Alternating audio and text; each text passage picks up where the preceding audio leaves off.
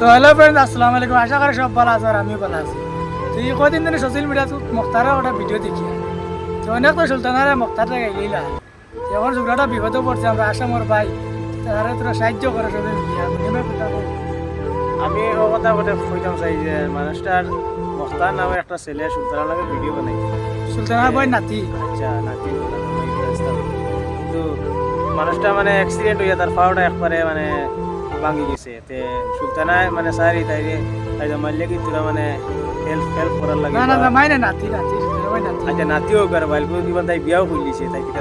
ওই আর তুই মাথানো আচ্ছা কিটা কইছ না। মানুষের বিপদ আপদ কইয়া আয় না দে আপনারা মানে স্ক্যানারে গুলো লাগাইম ভিডিও, মানে আপনারা তোরা তোরা করে সাহায্য করবা আর মানুষরা মানে তোরা পালা হোক, আল্লাহ পালা করতাম কি জানো তাই আল্লাহর কাছে পালা করো চাই মানে ও বন্ধার কাছে কিছু বাদ করো কি তা দেখে লাভ নাই। তো আল্লাহ মানুষ আল্লাহর ঘুমিতে আল্লাহ তারা মাফ ঠিক করে আছে। দিলে যে পারেন তোরা সে কইতে পারতা না যাবে সবাই তোরা সাহায্য করে তো করে আমরা আসামর ভাই।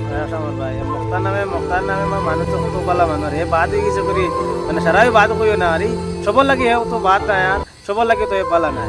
এটা লাগি সুলতানা একটু মানে বাদ ইগান চাইয়া মানে তারে হেল্প করিও না ইলা কথা নাই।